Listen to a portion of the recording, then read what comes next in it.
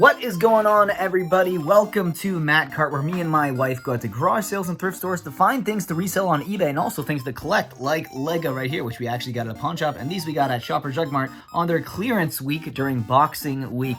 Now, I made a massive mistake. Last week, we went to a toy convention, and at the toy convention, we did sell a lot of things. One of those things was a Millennium Falcon, one of the Power of the Force 90s Millennium Falcons, and you know what? I forgot that we listed it on eBay and I didn't take it down. And early this morning, we woke up to a notification on my phone that said, your item sold. And I looked at the item, I was like, oh boy, that's not good. It was the Millennium Falcon that we sold at the convention. So now we're trying to cancel the order. However, they've already paid, but that's okay. We've sent a message out to the buyer and now we're trying to cancel the order, but we keep getting this error. It just says, well, that didn't go as planned. So until that bug gets sorted out, I might as well just go to the thrift store and see what we can find to maybe put onto the eBay store that I won't sell at a convention. Got my coffee and I'm on my way to the thrift store, and I have to say, it's like a winter wonderland out here. It didn't snow much at all this year, and we're finally getting a massive snowfall. The last one we had was actually around Christmas, so it's been about a month since we've had a massive snowfall like this, so I'm embracing it. I'm really liking this. Just don't like the shoveling though. All right, let's see what they got today. They got a PlayStation 3 here with a gold controller. $39.99. Interesting. They got Xbox 360 as well. Huh. What do you guys think? Should I start delivering for Domino's? They got the hat. Candyland Nostalgia Edition. Interesting. My niece and nephew love this game. Oh, interesting. I think we actually have some vintage My Little Ponies in here. I'm gonna have to go through this bag and see what's in here. The bag is stapled shut right there, so they don't want people to go through this. They are My Little Pony, but they're not really that vintage. So I don't know. What do you think? $5 for this bag. Do you think it's worth picking up, or do you think I should pass on it? There's also some Dr. Zeus books here. You got one fish, two fish, red fish, blue fish, pop on pop. Interesting. $2.99 each. These aren't like first printings or anything like that, but I think it's actually an okay price for these.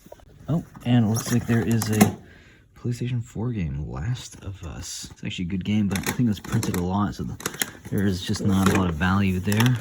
There's some interesting looking Nikes if these are real, which I don't think they are.